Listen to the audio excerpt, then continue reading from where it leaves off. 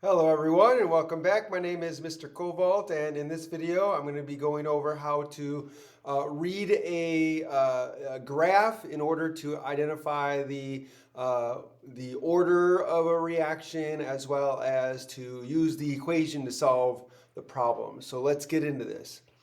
So you are investigating a reaction. 2A plus B gives you 2C. In a particular experiment, you follow the concentration of A as a function of time and produce the graph below. And I'll show you that graph in just a moment. So it's asking you to determine A, the order of this reaction with respect to A, B, the initial concentration of A at time 0, and then you have C, the concentration of A, which will be present at T equals 8 hours. And then they give you a graph. So let me show you the graph, because that's going to be really important for answering part A. So here's the graph that they're showing you. And so there you can kind of see that it's a very straight line. The trend line in the graph is a straight line. All the points are pretty darn close. You could see that R squared value there. That R squared value pretty much tells you how well the data, the trend line fits the data. And so the closer that is to 1, the more straight, or the more the points are on the line. So you can see that the straight line, the trend line there, the points are pretty darn close. And you can see the R squared value is 0.99. So that's really close to 1.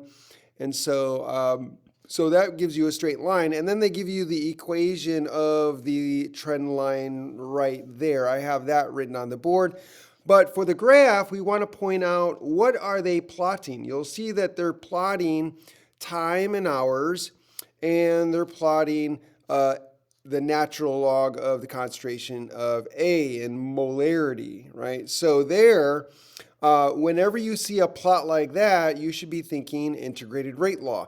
And so this would be the integrated rate law for the first order reaction. So that's why the graph is important. So you remember that there's 3 graphs that you can create. So when they are graphing, like if you're graphing the data, there's 3 ways you can graph it. You can graph it by graphing the natural log of the concentration of some component in your reaction, your reactant, versus time. This would be first order, because the integrated rate law gives you the relationship of the natural log of A versus time. This is be your y equals mx plus b form of the equation. You also have, you could also plot 1 over the concentration of the reactant versus time. And this would be second order. And then you could plot the concentration of A versus time. And that would be 0 order. My R looks awful. So what you would normally do is you would plot the data according to each of these, I can't think of the word I want to use, using this data here. So you plot this, take your data, plot the natural log of A versus time, then plot 1 over the concentration of A versus time, and then do a third plot of the concentration versus time. And then you looked at your graph, see which one gives you the data fitting the straight line the best, and then that would determine which order of the reaction it is, right? So here they're not giving you 3 different graphs.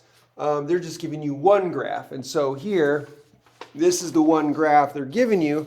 And you'll notice, as I pointed out a moment ago, that they're showing you the natural log. They're plotting the data of the natural log of the concentration of A versus time. And so that plot indicates that this would be a first order plot. And you'll see, as I pointed out, that the data that's being plotted fits fits that straight line, that trend line, really well, giving you an R squared value of 0.99. So that tells you that this is a first order reaction. So that's the answer to A. It's a first order reaction because the data is fitting the trend line very well. So it's first order with respect to A. Okay, so the next question then is, what's the initial concentration of A at t equals 0? Now at this point, we don't really need the graph, we just need the equation. So you'll see here on the graph, right, I pointed out the equation on top right here. So that's what I have written on the board. So here's the equation right here. So they want at time 0, what's the concentration of A? Well, you just plug it into the equation. So here's time. So we have the natural log of the concentration of A equals 0.0500 times the time in hours plus 1.250. So at t equals 0, that's 0. So this is going to go to 0. So that tells us that let me erase this. We don't need this anymore.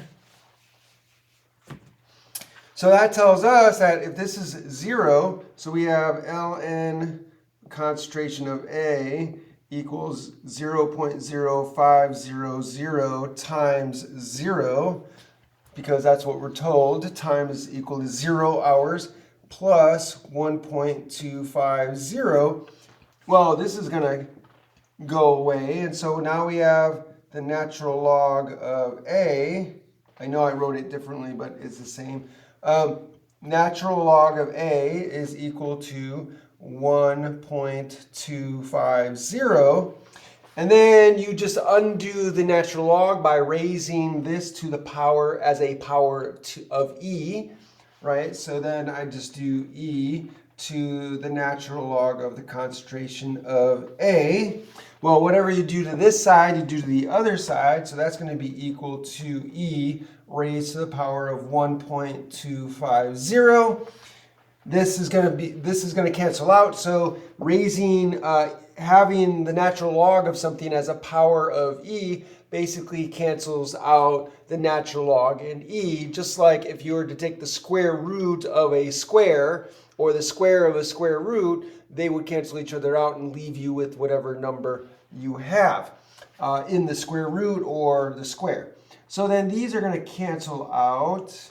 So you got concentration of A is equal to whatever this is. And when you solve that, you get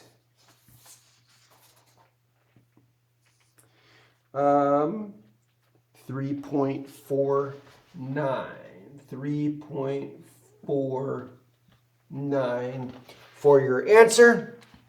And I just want to point out that whenever you take the log of something, the number of significant figures in the number that you're taking the log of translates into that many decimal places. So if you have a number that has 3 sig figs and you take the log of that, then you're going to end up with an answer with 3 decimal places. And then in the opposite direction, if you have 3 decimal places, that's going to translate into 3 significant figures. So you'll notice here I have 3 decimal places here. So when I undo the log, I end up with 3 sig figs. So that would be the answer to part B. So part B, we've got concentration of A is equal to 3.49 molar. Okay, now what about last Last, C. We have C, the concentration. What is the concentration of A, which will be present at t equals 8 hours? So at t equals 8 hours, we just do the same thing. So here we take our equation. Time is now 8 for 8 hours instead of 0. So now we just plug that in. So I'll go ahead and erase this.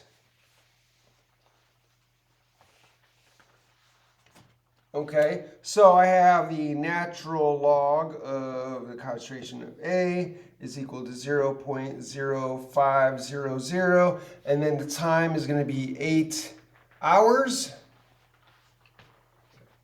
Okay, and then we're going to add 1.250. So if we calculate all this out, we multiply 8 by 0.05 and then add 1.250, we get 2.34. Nope. We get natural log of A is equal to, so 0.0500, that's going to be equal to, I believe it's 0.4, but let me double check. Let's see.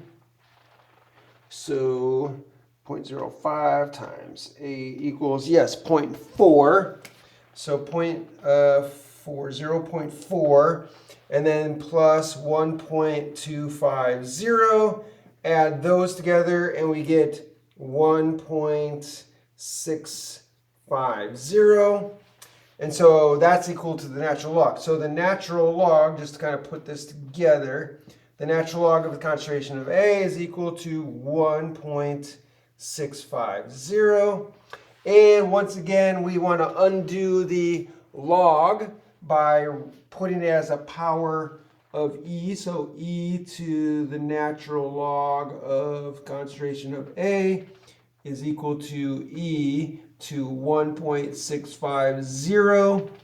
So E and natural log cancel out. So that gives us concentration of A is equal to E 1.650, which then will give us the answer 2.34 molar. So 2.34 molar. And again, because I have three decimal places, that translates into 3 significant figures. So there's the answer to C. And that, ladies and gentlemen, is how it's done. I hope you enjoyed this video. If this helped you in any way, if you learned anything from this video, then please, by all means, like the video, share the video, hit that like button somewhere over here, down here somewhere. Also, do me a favor, subscribe to my channel, hit that notification bell up there, and then when you do that, click on all so you can be notified by all the videos I put out. And finally, put a comment down below in the comment section. Let me know what you think. Ask me questions. I would love to hear from you. If you have any questions or problems that you need help with, let me know. I'd be more than happy to help you with that. Thanks for joining me, and have a great day.